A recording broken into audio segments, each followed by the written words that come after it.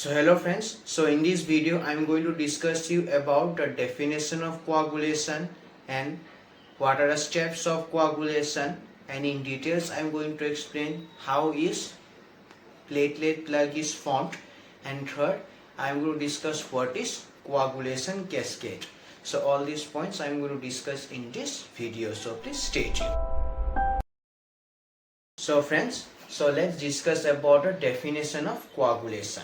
So friends, please see this diagram. So by seeing this diagram, so you can relate that this injury to the blood vessel is done, and with response to this injury, that is the bleeding occurs. Now, so this is a normal or pathological or an injury condition. So now see that with respect to this bleeding and also that is blood vessel damage, that is a stable clot formation is done, and now that this stable clot formation, so here prevents the excessive or the further bleeding, and this process also leads to repairment of the blood vessel. So now simply that is a process by which that is a stable clot formation is done, which prevents bleeding, and also repairment of the damaged blood vessel is done, and this process is known as coagulation. So please remember that in coagulation, that is stable clot formation is done, and this stable clot formation prevents bleeding, and also repairment of the damaged blood vessel is done. So this is the main concept of coagulation. Friends, see about a definition of coagulation what I have written: the process by which damaged blood vessels repaired, a clot formation done, and due to the clot formation the stoppage of bleeding is done, and that process is known as coagulation. So this is the main definition and the concept of coagulation. Friends, now I am going to discuss how is platelet plug formation is done. So friends, so please see this diagram. So this is the primary platelet plug, and this formation I am going to discuss now. That is a platelet plug formation. That is a platelet plug formation is done due to the following processes, and that processes are so here platelet adhesion, platelet activation, and platelet aggregation. So here that is under this processes, that is this platelet plug formation is done, and I am going to explain that is each of these parts in details. So let's discuss about platelet adhesion. So see that, so this is a situation that is where the blood vessel is not injured and no endothelial injury has been occurred.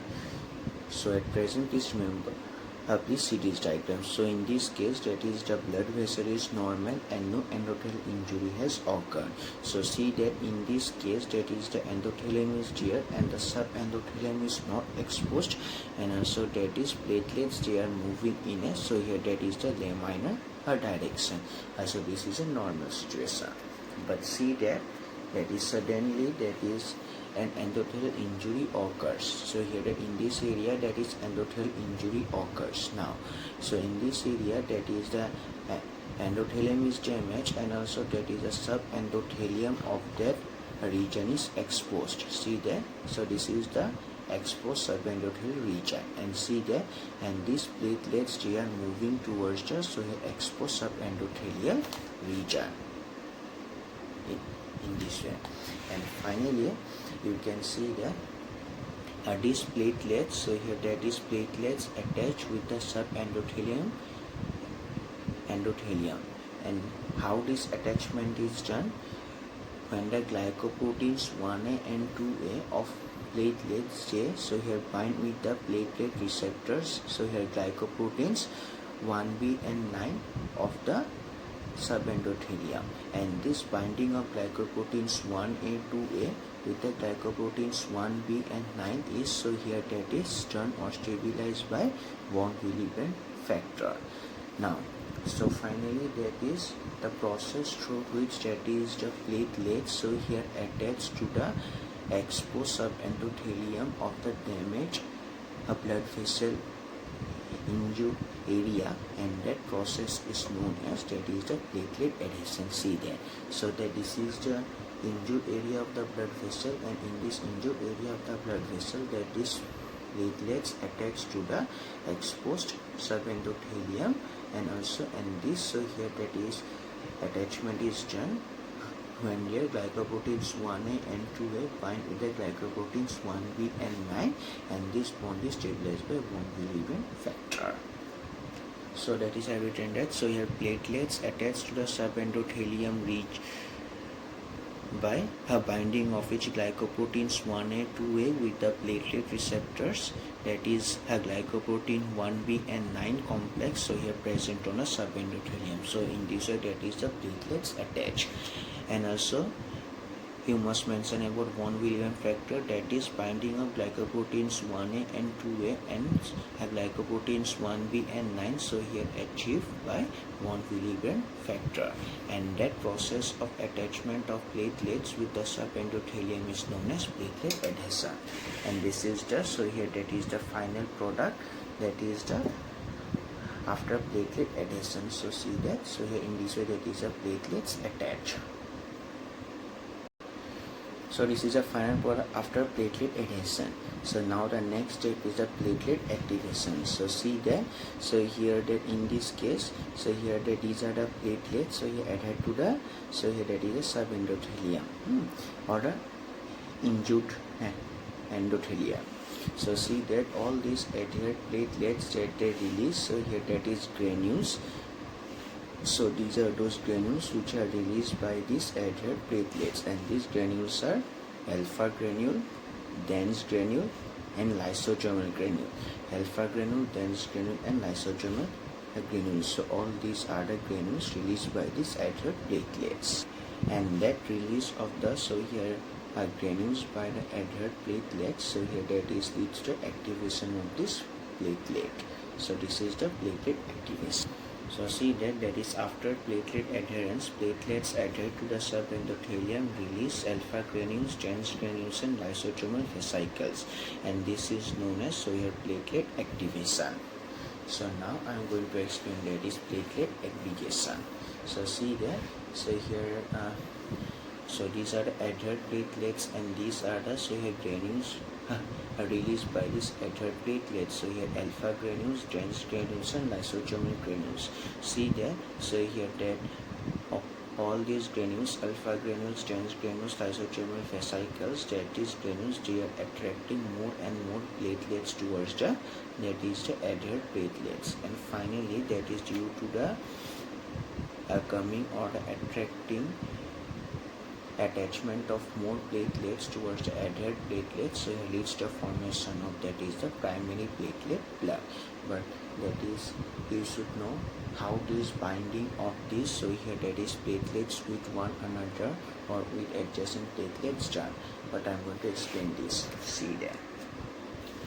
So as you have already understood that this, so here that is a platelet attached to the, so here that is the subendothelium now, and this is the glycoproteins 1A and 2A, and these are the, so here glycoproteins 1B and 9, so here, and this bond, so here that is leads to formation of the, so here binding between platelet and the subendothelium, and this leads to formation of the, that is, or the process that is a platelet adherence. But now I am going to explain that is the platelet aggregation. That means how these platelets, they are attached with one another. So see that is the platelets also have, that is receptors or the glycoproteins, that is glycoproteins 2B and 3A. So that is all these platelets, they are attached with one another, that is due to the, that is binding of these glycoproteins 2B and 3A, and due to binding of these glycoproteins 2B and 3A, that is all these platelets, they are able to attach with one another, and that, so here that is the process by which platelets attach with one another, that is via glycoproteins 2B and 3A, and that process is known as, so here platelet aggregation. So see there, due to the release of alpha granules, dense granules and lysosomal fascicles, more and more platelets come towards the adhered platelets. So here platelets adhere to the subendothelium of the injured area of blood vessel. So that means I am going to explain that is what are the adhered platelets. We'll see there. Plus just simply remember that due to the release of these granules, alpha granules, Jans granules and lysosomal vesicles, more and more so here platelets, they are coming towards the platelets which are adhered to the subendothelia. Now see that, and through the process by which platelets attach with another platelet via glycoproteins, that is glycoprotein 2b and 3a on the platelets. So see that is the glycoproteins 2b 3a.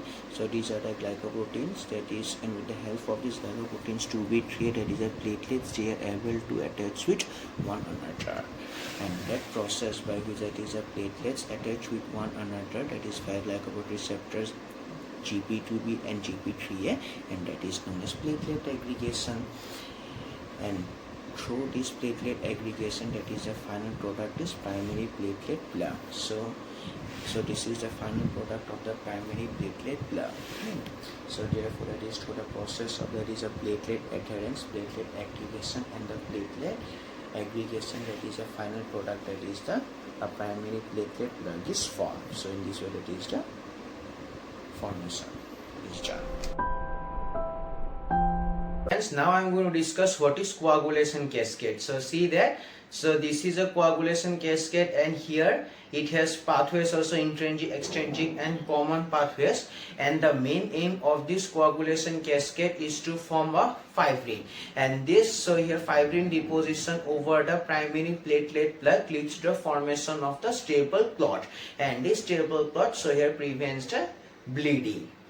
So this is the main concept. So friends, see that so this is a coagulation cascade. Now here you should know that why this is known as coagulation cascade, because in this process that is one factor activates other factor, so just like a cascade process. So therefore that is, it is known as, that is a coagulation cascade. But here I am going to explain it is what is this and how this. So here that is this process, coagulation cascade, leads to that is formation of fibrin. So first of all, as you can see that this coagulation cascade has three pathways: intrinsic pathway, extrinsic pathway and the common pathway. The thing that is written in a blue color is the intrinsic pathway, and that is written in the green color is the extrinsic pathway, and the part that is which are written in red color is the common pathway. Now so that is, it depends on the basis of the injury, that is intrinsic pathway or the extrinsic pathway activation is done. So when this intrinsic pathway activation is done, when the blood vessel surface, when the surface of the blood vessel is damaged, so then intrinsic pathway is done. And when that is a tissue damage is done, so in that case extrinsic pathway is done. So first, so let's discuss about intrinsic pathway. So let's consider situation that a damage to surface of blood vessel has been done. So in that case, that this leads to the activation of, so here clotting factor, so here that is 12. So that this causes the activation of clotting factor 12, that is from the inactive state, and this active clotting factor, so here causes the activation of clotting factor 11 from inactive state, and this activated clotting factor 11, so here causes the activation of clotting factor 9 from inactive state, and this activated clotting factor 9 with the help of that is a clotting factor 8 or the von Willebrand factor and the calcium, so here that is helps in the activation of that is clotting factor 10.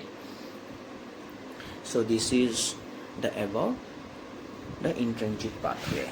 Now I am going to discuss about the extrinsic pathway. So see there, and this extrinsic pathway is activated when tissue damage is done. So then when tissue damage is done with the help of clotting factor 3, that is the activation of clotting factor 7 is done, and this, so here activated clotting factor, so here that is activates, so here that is the clotting factor 10 from inactive to active state, and this active clotting factor 10, so here with the help of active clotting factor 5, so here causes the conversion of prothrombin to thrombin. This is inactive.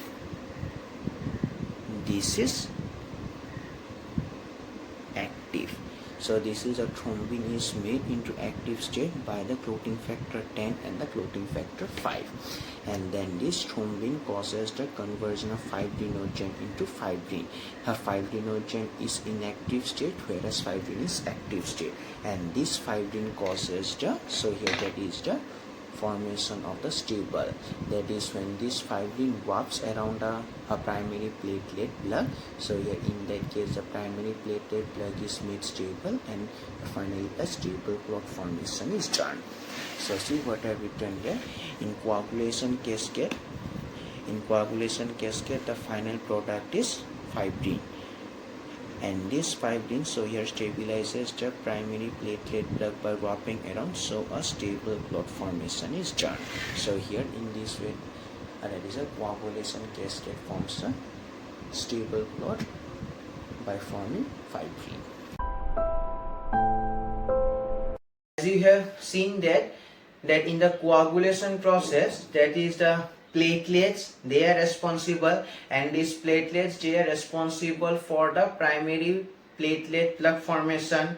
Now second, that here that is the clotting factors are responsible, that is the clotting factor 12, 11, 9, 10, all these are the clotting factors, they are responsible as they stabilize the primary platelet plug. So since that is a platelets and clotting factors, that they are responsible for the coagulation process and they favor the coagulation, therefore they are known as coagulants. So coagulants are platelets and clotting factors. That's all.